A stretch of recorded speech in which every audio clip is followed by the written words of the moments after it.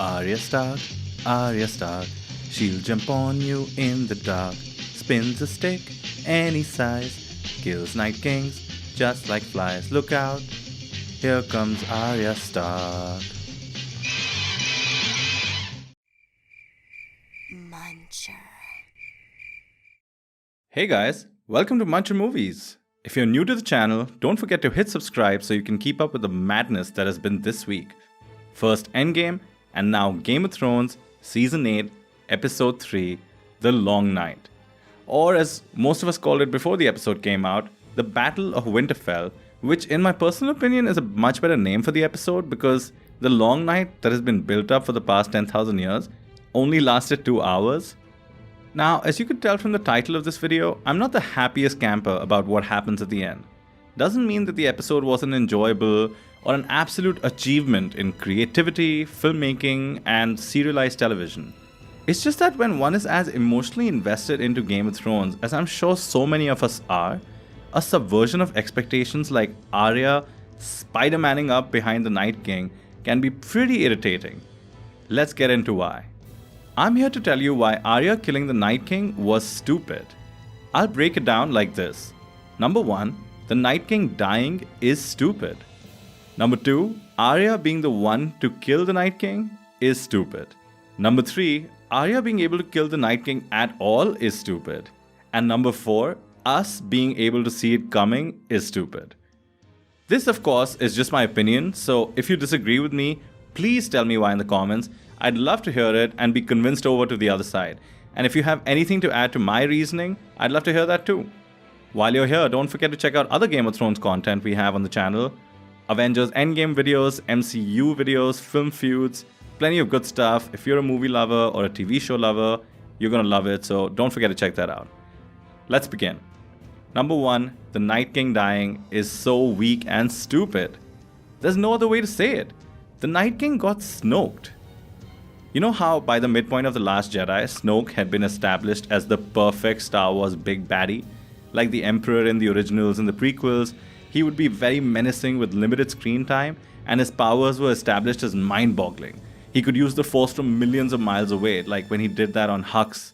Cut to the throne room, he's in the middle of his evil guy speech. The hero of the story, Rey, is experiencing her whole all is lost moment. Kylo Ren is next to her, and whoosh, he gets cut in half by the lightsaber. It's a cool moment, I'll grant you that, but we were all left wondering, is this it?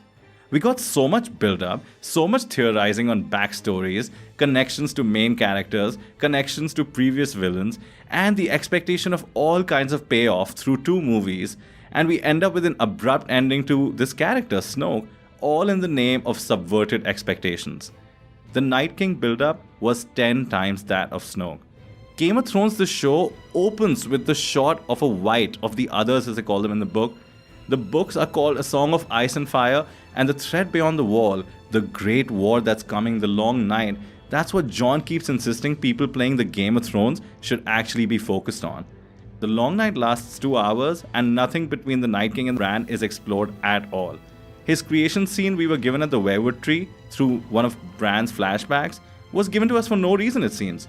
And all the Night King's mystery dies with him and his undead army. Big whoop. What was the Night King's deal anyway? Chill for 10,000 years just to attack Winterfell and fail miserably? Didn't his green side let him see this was going to happen like Bran's green side did? His green side let him not kill Jon beyond the wall in season 7 because he knew Dany was coming to rescue him with the dragon so he could take the dragon. Turns out the Night King is just a hurdle in the real Game of Thrones, and even though he did a lot of damage, RIP the entire Dothraki horde, he wasn't even the end boss. He's like the little Bowser the game fakes you with, and all he does is give you a key so you can now go in and fight the big Bowser, which in this case is going to be Cersei. I know I'm not the only one disappointed here. I've read all the YouTube comments, I've seen people's theories go bust, and I have to say, after so much build up, yes, we get an 80-minute episode, and yes, the episode was spectacular, but come on, you can't do a disservice to the story and the biggest villain you've established throughout the story like this. Number 2. Arya being the one to kill the Night King is stupid. Let's get right to it.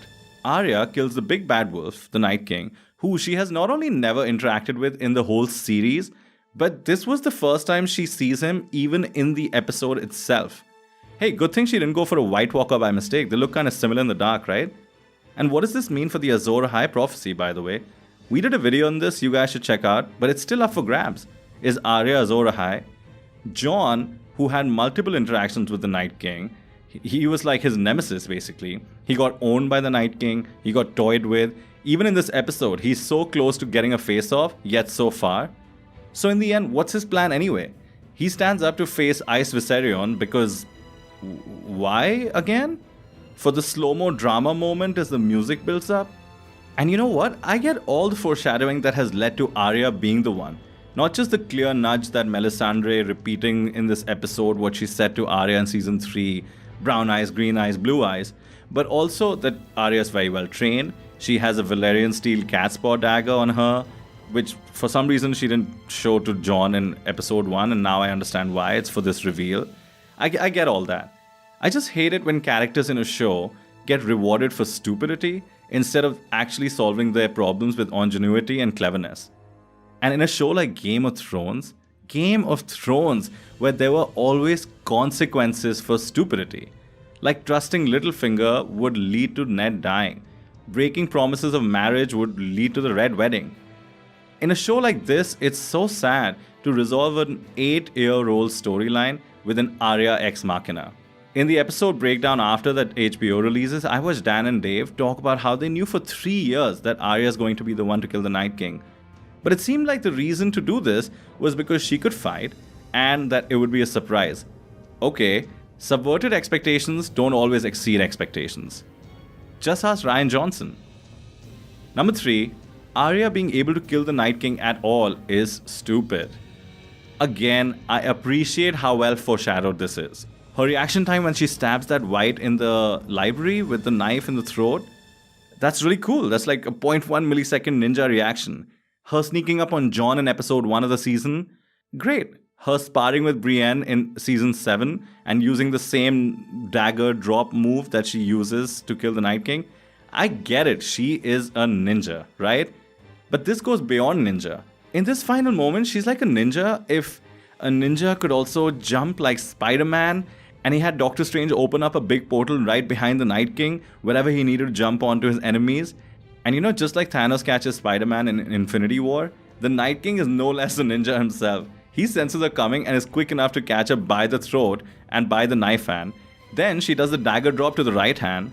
And didn't Rey already do this in Snoke's throne room? I know I keep going back to The Last Jedi, which is not a good sign for this episode or this moment. The level up in Arya's abilities that we have been getting rival those of like Captain America in the MCU. You know how in First Avenger he starts off as just a really jacked dude who can run really fast? And then in future movies he starts falling from 30-story buildings without a scratch, and then he can take on Thanos for a few seconds one-on-one at the end in Wakanda, and eventually ends up doing that thing in Endgame that I don't want to spoil just in case, but you know, he levels up. Well, Arya during her training, she's been blinded, she's been unblinded, she can do some parkour, she can beat the wave in the darkness. But here, she's like a master of all weapons and all water dancing, and is a white killing machine. I thought the faceless men's biggest strength was the faceless thing, like the fact that they could take faces. And you know what? That's what would have been actually really cool, is if she actually used that skill, the main skill she learned. Imagine if we saw her killing a White Walker. And, you know, we see it as a big achievement if she does that, right? Within the battle. It would be a good fake out of the Melisandre Blue Eyes prophecy. And then, boom, she somehow peels the face off the White Walker. And when the Night King is standing surrounded by the White Walkers, peels off the White Walker face that she's wearing and then attacks the Night King. Now that would be clever. It would be surprising. It would be badass. But most importantly, it would be consistent. Nah, here she just jumps and dagger drops and stabs him. I guess it's a pretty exciting week for Arya at least. First, she seduces Gendry, and then she just, offhandedly saves the planet. How exciting. Also, this is a nitpick for sure, but if you listen carefully to the episode, which, let's face it guys, we're all going to rewatch it, right? So, on the second rewatch, I realized that to increase the dramatic effect, right before Arya reaches the Night King in her jump, in her Spider-Man jump, she's apparently screaming. Right before. Weird choice then, Ninja Girl. Maybe save it for after you're done stabbing him, after you're done sneaking up on him. Plus, the Night King is fast enough to catch her midair, right? So good thing he made the choice to hold her by the throat and hand. What if he just like roundhouse kicked her like Bruce Lee or one of my favorite Tekken 3 characters, Horang? It's just so convenient, guys. It's like, when the giant chooses to hold Lyanna Mormont in the episode, he holds her up like King Kong holds Naomi Watts and just admires her for a little bit. I mean, he's cracking her ribs, but in the meanwhile, he's just holding her closer and closer so she can just stab him in the eye with Dragon Glass and get a heroic ending. They'd already done that once in the episode. Why repeat it? Okay, finally, number 4, us being able to see it coming is stupid. This is where I'm really curious if you guys agree with me, so please let me know. Towards the end of the episode, Bran and the Night King are having like this romantic face-off. I think they were like telepathically communicating or something. Jon is being blocked by the dragon, Skyrim style. And he gets so frustrated, he decides to commit suicide by Ice Dragon. Like he just stands up and is just ready to get burned. Jorah is almost dead, which would leave Dany out in the open, implying that she's gonna die soon. Jaime, Brienne, and Podrick are about to lose. Sam is just weeping. So this is it, right? This is the all is lost moment. Everything is slow motion, the music is really intense, and it's great, by the way, the music is great, but it's all just creating that dramatic tension that we know, we've experienced this before, right? So my problem is that most of us watch enough TV, enough films, enough content in general to know that the all is lost moment usually means that all is not lost. Even in Game of Thrones proper, which is, I guess, season 1 through 5, surprise deaths like the Red Wedding used to come out of nowhere. Not with this kind of slow motion music dramatic build up. Even though they're distracting you enough, right? So you're not thinking about Arya, like where is Arya, the only major character not being focused on in that slow motion? Arya who went hunting for blue eyes to kill at some point. Do I really think that Jon, Bran, Dany, Brienne, and Jaime are just gonna die in that moment? I don't, and you don't, and the showrunners know this.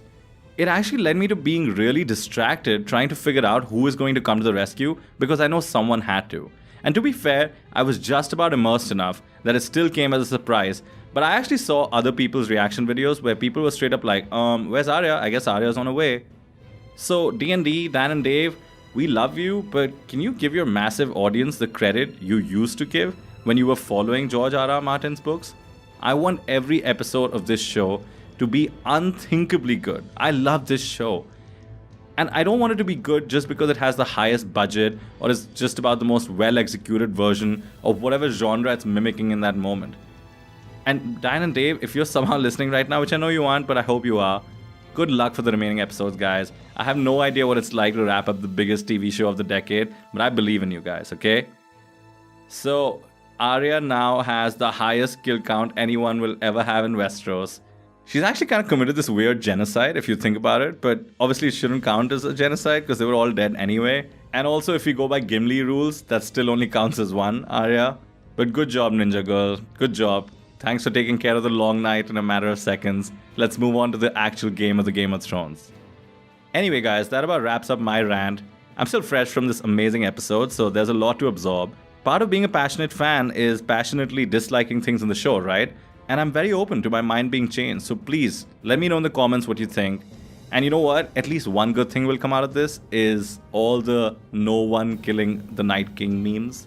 So look forward to that, I guess. And until next time, bye-bye.